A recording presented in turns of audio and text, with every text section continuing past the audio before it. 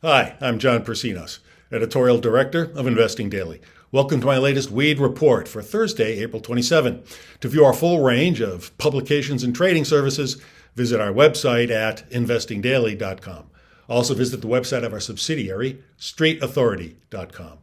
We're witnessing a golden age of scientific research into the medical efficacy of marijuana. New reports attesting to the health benefits of pot are continually coming to light. In fact, an increasing body of evidence suggests that marijuana can actually help curb opioid addiction. That's right, what used to be called the devil's weed can curb addiction. I'll get to that point in a minute. Patients with chronic ailments and diseases that are unresponsive to conventional therapies are increasingly looking to marijuana as an alternative. That's especially true in relation to invasive and addictive therapies. A quick lesson in terms. Opiates are chemical compounds that are extracted or refined from natural plant matter, poppy sap and fibers. Examples: opium, morphine, codeine, heroin. Opioids are chemical compounds that generally are not derived from natural plant matter. Most opioids are made in the lab. Brand name examples: Vicodin, OxyContin, and Percocet. This presentation focuses on the latest research related to marijuana and opioids, although previous studies have shown that marijuana can alleviate opiate addiction too, as well as alcohol or nicotine addiction. Research underscores the value of cannabis as an analgesic and anti-nausea remedy. With the epidemic of deadly opioid addiction over the past 2 decades, medical cannabis has shown promise as an alternative, non-addictive, and non-deadly technique for pain management. The pot prohibitionists would have you believe otherwise. The Democratic Party is marijuana friendly.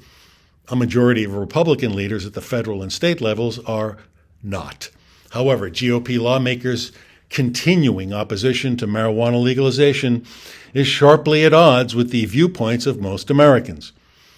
Republicans are still more likely than Democrats or independents to oppose marijuana legalization, but over the past 4 years, net support for legalizing marijuana also rose twice as much among Republicans as it did among Democrats and independents.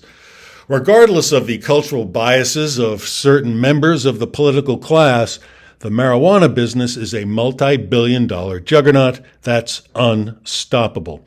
Investors in marijuana's huge potential shouldn't be dissuaded by inflammatory rhetoric. Anti-pot crusaders have consistently proven unsuccessful in putting the genie back into the bottle. A new study links state-level medical marijuana legalization to reduced opioid payouts to physicians, yet another in a long series of empirical studies indicating that patients switch from prescription drugs to medical cannabis when given legal access. The study, released in late March by medical marijuana researchers at the University of Florida, University of Southern California, and Purdue University, found a significant decrease in direct payments from opioid manufacturers to pain medicine physicians as an effect of MML, medical marijuana law, passage, and asserted that physicians in states with MML are prescribing fewer opioids.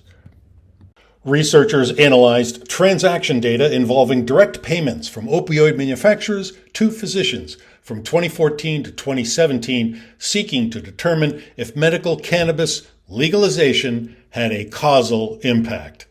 The study showed evidence that the decreased opioid manufacturer payments was due to the availability of medical marijuana as a substitute. Additionally, the substitution effect is comparatively higher for female physicians and in localities with higher white, less affluent, and more working-age populations, the researchers said. Opioid manufacturers and physicians that prescribe opioids represent a huge industry. The global market for opioid drugs should reach $29.8 billion by 2023 from $26.4 billion in 2018 at a compound annual growth rate of 2.5% for the period of 2018 to 2023, according to BCC Research.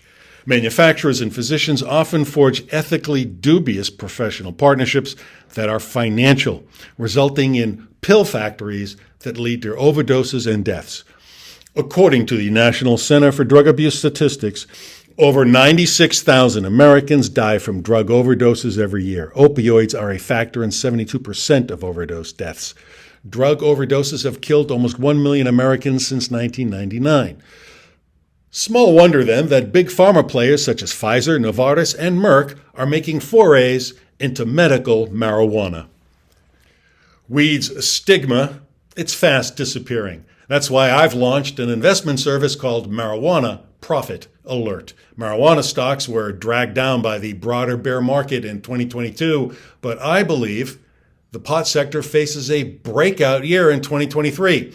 My publication, Marijuana Profit Alert, provides specific, actionable advice on the best investments in the psychotropic revolution.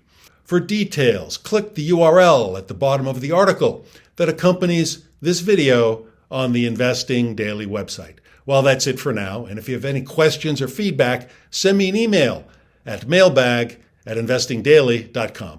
Thanks for watching.